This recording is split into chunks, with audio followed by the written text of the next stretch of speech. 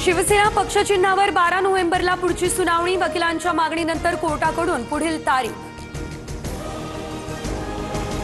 खटला शिवसेना विरुद्ध अमित शहा असा आहे, त्यामुळे अमित शहा काय यंत्रणा वापरतात ते पाहावं लागेल। शिवसेना पक्षचिन्हावरील सुनावणी संदर्भात राऊतांचं हे विधान। बाळासाहेबांचा वारसा शिंदेंकडेच आणि खरा वारस एकनाथ शिंदे, जनतेनेच ठरवलंय, नवनाथ बन यांचं प्रत्युत्तर।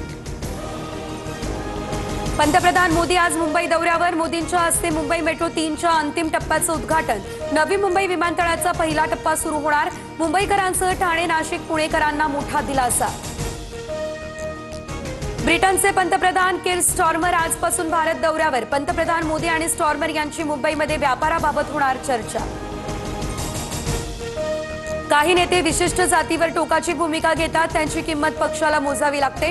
राष्ट्रवादी आमदारांच्या बैठकीत अजित पवार यांची भुजबळांसमोरच नाराजी, सूत्रांची माहिती।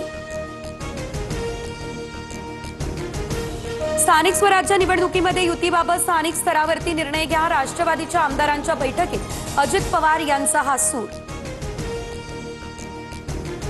अजित पवार यांनी साप पाळल्यात। मराठ्यांविरोधात त्यांच्या पक्षाचे नेते काम करतात।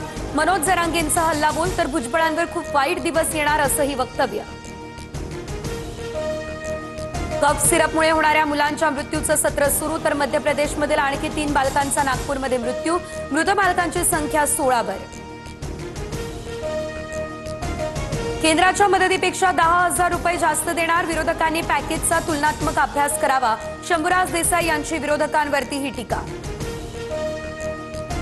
राज्य सरकारचं नुकसानग्रस्त शेतकऱ्यांसाठीचं पॅकेज फसवं। सरकारने विम्याचे निकष शिथिल करावे। अंबादास दानवे यांची ही मागणी।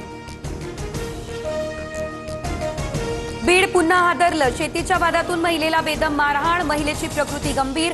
यापूर्वीही आरोपीकडून 3 महिलांना मारहाण।